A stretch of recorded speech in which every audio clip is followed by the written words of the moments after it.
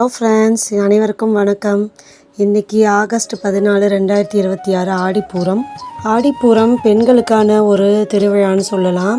ஆடிப்பூரம் அன்னைக்கு எல்லா கோவில்லையும் அம்மனுக்கு வளைகாப்பு நடக்கும். பூர நட்சத்திரம் அன்றைக்கி தான் ஆண்டாள் நாச்சியார் அவதரித்தாங்க. இது மாதிரி நிறைய சிறப்புகள் இருக்குது ஆடிப்பூரத்துக்கு. ஆடிப்பூரம் அன்னைக்கு எல்லா கோவில்லையும் அம்பாளுக்கு மக்கள் வளையல்லாம் வாங்கி கொடுப்பாங்க. வளையலில் மாலைகளாக கட்டி அம்பாளுக்கு சாத்துவாங்க. அதே மாதிரி கோவில் முழுதும் வளையலால் அலங்கரிப்பாங்க. பார்க்கவே அவ்வளோ அழகாக இருக்கும். அம்பாளுக்கு அழகாக ஜடையெல்லாம் வச்சு அம்பாளுக்கு அழகான அலங்காரங்கள்லாம் பண்ணி அம்மனை ஆராதிப்பாங்க.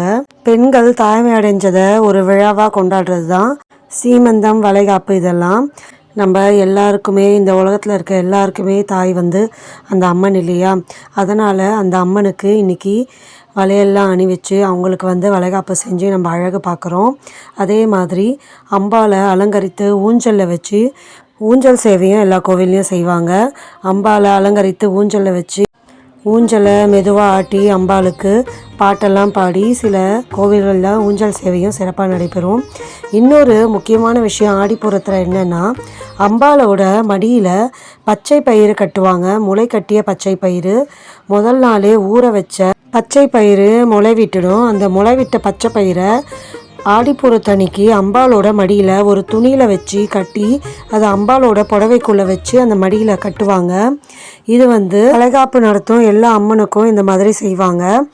இந்த பச்சை பயிறு 3 நாட்கள் கழித்து அம்மன் மடியிலிருந்து எடுத்து அதை அங்குள்ள மக்களுக்கு பிரசாதமாக விநியோகிப்பாங்க. அந்த பிரசாதம் கிடைக்க பெற்றவர்கள் மிகவும் பாக்கியசாலிகள் தான். ஏன்னா அந்த பிரசாதத்தை பெற்றவங்களுக்கு கூடிய விரைவிலேயே குழந்தை பாக்கியம் கிடைக்கும்னு ஒரு நம்பிக்கை இருக்குது.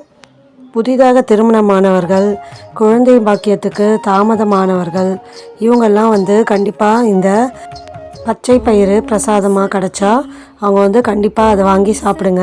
நல்லதே நடக்கும். உங்களுடைய வேண்டுதல் பிரார்த்தனைகள் கூடிய சீக்கிரமே நிறைவேறும். சில கோவில்களில் 3 நாட்கள் கழித்தோ இல்லைன்னா 5 நாட்கள் கழித்தோ அந்த வளையல்கள்லாம் எடுத்து பிரசாதமாக கொடுப்பாங்க. அம்மனுக்கு சாத்திய வளையல்களை எல்லாருமே வாங்கி அந்த வளையல்களை அணிஞ்சிப்பாங்க. அதே மாதிரி அவங்க மட்டும் இல்லாமல் அவங்களுக்கு தெரிஞ்சவங்க, குழந்தைக்காக காத்துட்ருக்கவங்க, இவங்களுக்கெல்லாம் கூட அவங்க வளையல்களை வாங்கி கொண்டு போய் கொடுப்பாங்க. இங்கே கொடுக்குற வளையல்களை தனக்கு மட்டும் இல்லாமல் தனக்கு தெரிந்தவர்களுக்கும் குழந்தைக்காக காத்திருக்கவங்களுக்கும் கொண்டு போய் கொடுக்கறது ஒரு நல்ல வழக்கமாக இருக்குது. இது காலங்காலமாக பின்பற்றிட்டு வராங்க. இந்த ஆடிப்பூர நன்னாளில் நம்மளும் அம்பாளுக்கு வளையல்லாம் வாங்கி கொடுத்து அந்த பிரசாதம்லாம் கிடச்சா மற்றவங்களுக்கும் கொடுத்து நம்மளுடைய அன்பை பகிர்ந்துப்போம். ஓகே ஃப்ரெண்ட்ஸ், இந்த வீடியோ உங்களுக்கு பிடிச்சிருந்தா லைக் பண்ணி ஷேர் பண்ணி மறக்காமல் சப்ஸ்கிரைப் பண்ணிடுங்க ஃப்ரெண்ட்ஸ். பாய்.